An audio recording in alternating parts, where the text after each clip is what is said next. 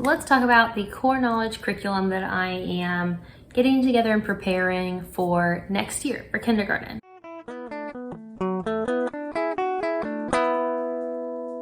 So a resource that I've used for my preschooler has been the Core Knowledge Preschool book, and I'll grab that so you can see that one. Here's the Core Knowledge Preschool book.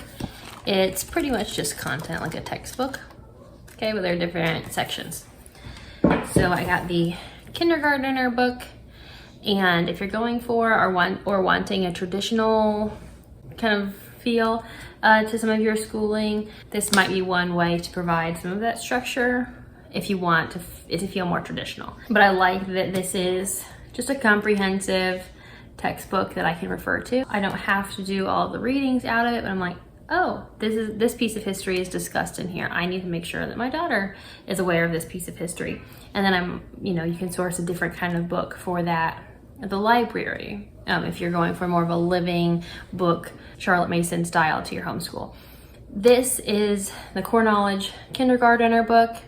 It's thicker than the preschool. It has color-coded sections. It is pretty much a textbook. But one neat thing about Core Knowledge is that it has online resources that are free to you. And I went ahead and created a binder for some Core Knowledge standards, kindergarten standards.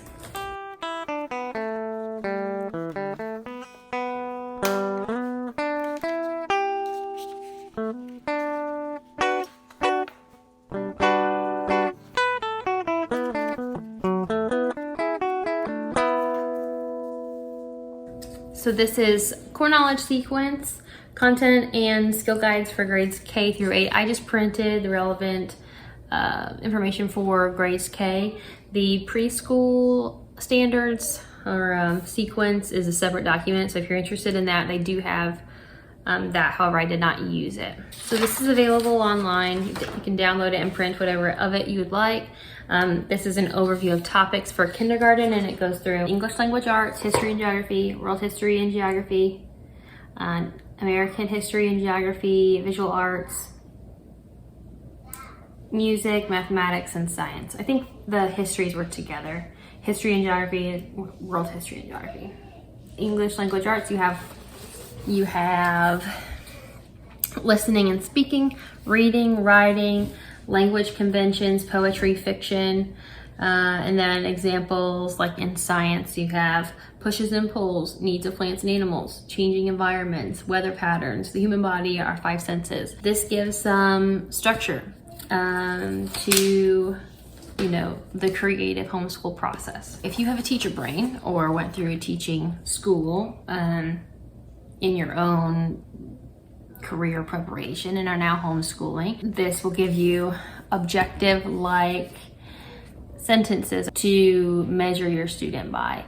So what are they able to do? That action, Bloom's level of taxonomy, kind of beginning verb to your objectives. So for classroom discussion, participate in age-appropriate activities involving listening and speaking.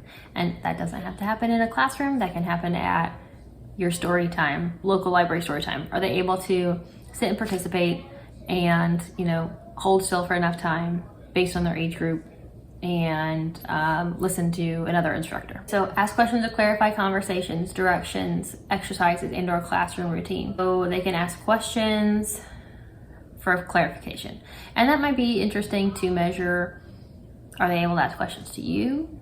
I mean, as a parent, which should be, definitely happening. But you can add another level, and are they able to ask for clarifying questions, directions to another adult? That is an example in the English language arts. For example, understand that sometimes two or more printed letters stand for a single sound. Goes through consonant sounds and spellings taught in kindergarten. Draw pictures to represent a text that has been heard or read independently. So there you go.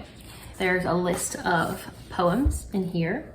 And that will be really neat to compare because I have the Gentle and Classical primer. There's poetry included in there. So it'll be neat to compare, okay, what is a traditional school approach to poems that students should know. What does a more classical approach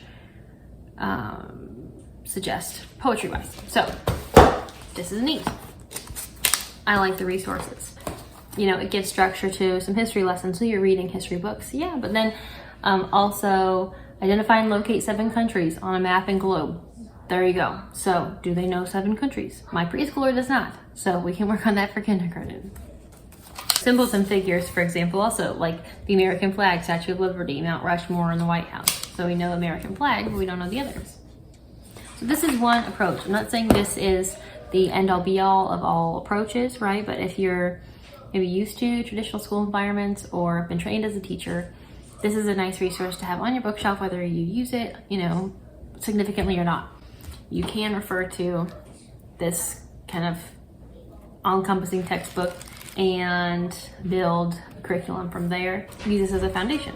One nice thing about this is that it's not activity-based. So you don't have to do a bunch of things in order to have learned this information. This is textbook style. They're readings. And so then from here, you know, you are able to build the appropriate activities or additions to, you know, teach this information. And this is a whole series, right? So they go through the grades. So let's walk through the PDF that I printed from. This is a sequence and it is for K through 8. I only printed the kindergarten material. You have English language arts here, and you flip through as it goes, it breaks it down into multiple levels here. This is still the English language arts. It includes writing, poetry, fiction, and then we move into history and geography. You have world history and geography, American history and geography, and then visual arts here, music.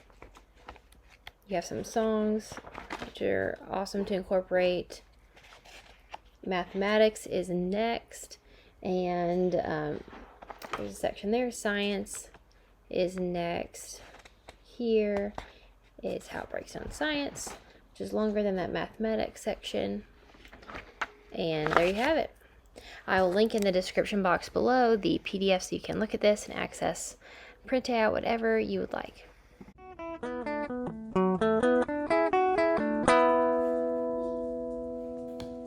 And here is that core knowledge textbook for kindergarten. So if you enjoyed this content, if it was helpful to you, give it a thumbs up and subscribe to the channel for more resources that I share out related to homeschooling. So there you have it.